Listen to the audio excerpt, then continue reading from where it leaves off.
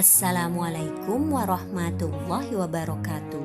Good morning, welcome everyone. We meet again in MIT Nurul Iman 2 YouTube channel with me, Miss Vika. Today we will learn Fikih chapter 2. Okay, are you ready? Let's start our class with basmalah. Bismillahirrahmanirrahim. Kue lapis enak dimakan, baru dibeli dari pasar.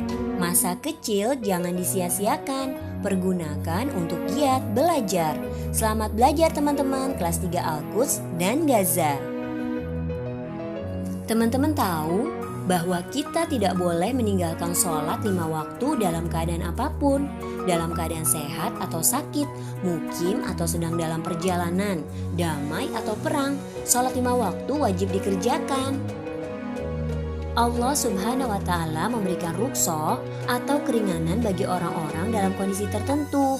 Contohnya, orang-orang yang melakukan perjalanan jauh atau musafir dapat melakukan sholat dengan cara jamak atau qashar.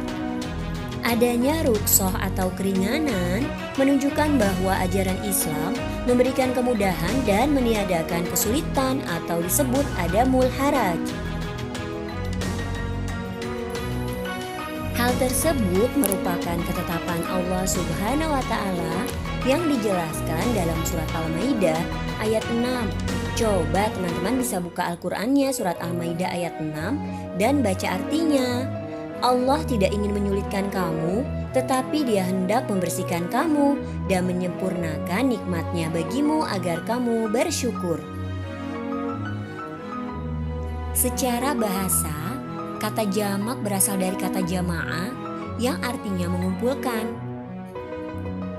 Sementara menurut istilah sholat jamak berarti mengumpulkan 2 sholat fardu yang dikerjakan dalam satu waktu pada sholat-sholat yang telah ditentukan. Hukum melaksanakan sholat jamak adalah dianjurkan bagi orang-orang yang memenuhi syarat-syarat sholat jamak. Kira-kira apa aja ya syarat-syaratnya? Yuk simak videonya sampai selesai ya. Jadi dapat disimpulkan bahwa sholat jamak adalah mengumpulkan atau menggabungkan 2 sholat dan mengerjakannya dalam satu waktu, baik dalam sholat pertama maupun pada waktu sholat yang kedua.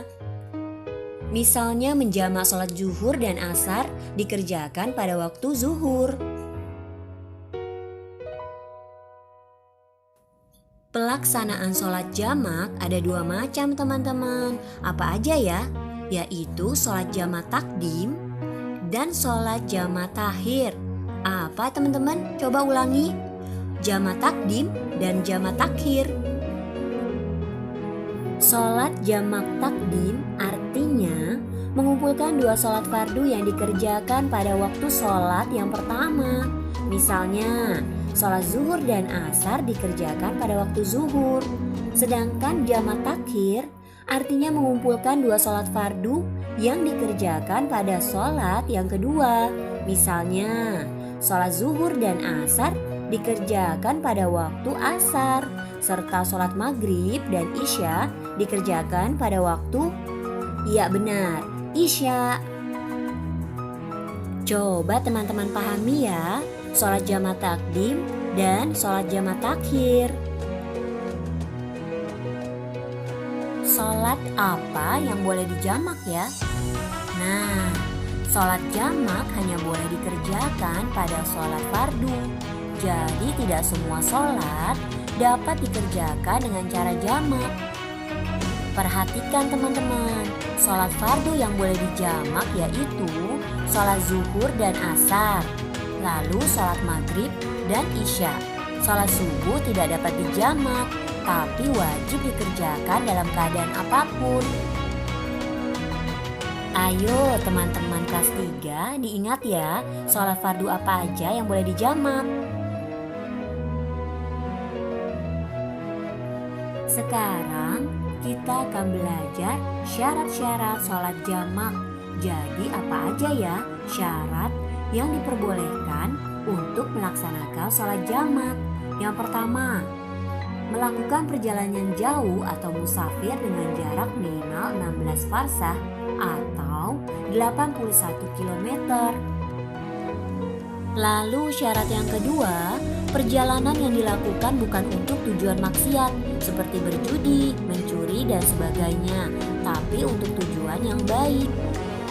Syarat yang ketiga, sholat yang dijamak harus sholat fardu teman-teman, selain sholat subuh ya. Nah, syarat yang keempat, teman-teman harus berniat sholat jamak, baik jamak takdim maupun jamak takhir ketika takbiratul ihram. Nah, syarat yang terakhir yang kelima, kita tidak bermakmum kepada orang yang sholat biasa. Gimana teman-teman? Sudah paham syarat-syarat sholat jamak? Oke, kita lanjut ya.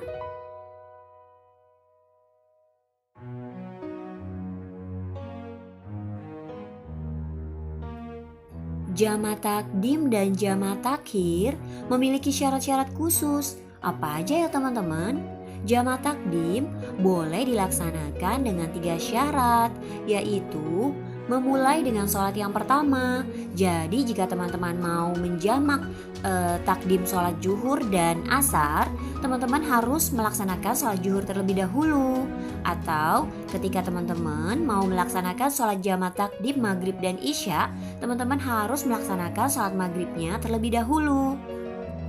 Syarat khusus yang kedua, niat menjamak pada waktu sholat yang pertama ya teman-teman, dan harus dilakukan secara berturut-turut.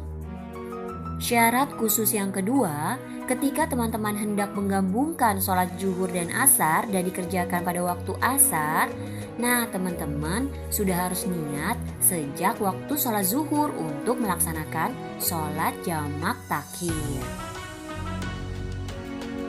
Ada ulama yang berpendapat bahwa sholat jamak takdim boleh dikerjakan dengan sebab hujan lebat asal dilakukan dengan berjamaah di masjid atau musola, karena jika pulang ke rumah dikhawatirkan tidak dapat kembali ke masjid untuk sholat berjamaah. Supaya teman-teman lebih paham, jangan lupa dibaca buku fikihnya.